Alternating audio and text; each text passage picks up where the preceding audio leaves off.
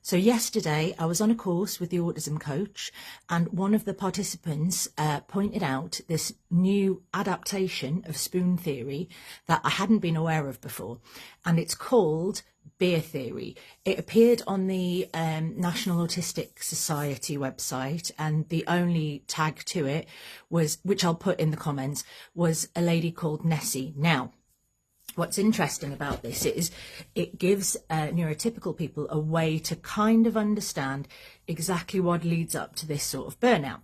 Now, imagine, if you will, let's talk about beer or wine or shots or any drink of your choice, cocktails if you like, but let's think about alcohol. Everyone has a number of pints or a number of drinks that they would be able to consume before they are flat on their back, unable to function, probably being very sick. Let's say, hypothetically, that is 10 pints. Please don't go and drink 10 pints in anyone's sitting. It's a terrible idea. Now, if you went out and you had 10 pints in one night, you would probably be okay the next day if you had 9.5 pints, say, because your threshold is 10. That's when you're on the floor. That's when you're poorly. So would you go out the next day and have another 9.5? Well, probably not. But why not? Because that's under your level 10 threshold. Well, because it's going to build up over time. You're going to start feeling more hungover. There's going to be further detriment on your body. Okay, so pull it down. Let's say you think about going for 3.5 pints. Would you do that every day? Probably not, because the long-term effects of the alcohol on your body is going to be incapacitating. You're going to start to feel a lot less healthy. You're going to start to feel a lot more muddled.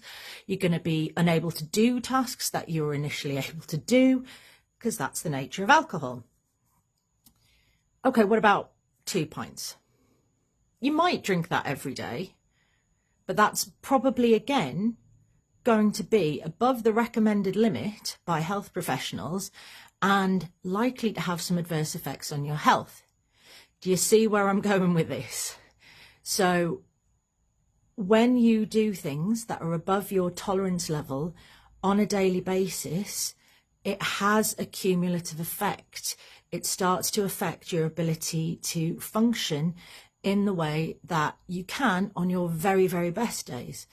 And that is a really good way, I think, of explaining autistic and neurodivergent burnout to neurotypical people who may have experienced alcohol.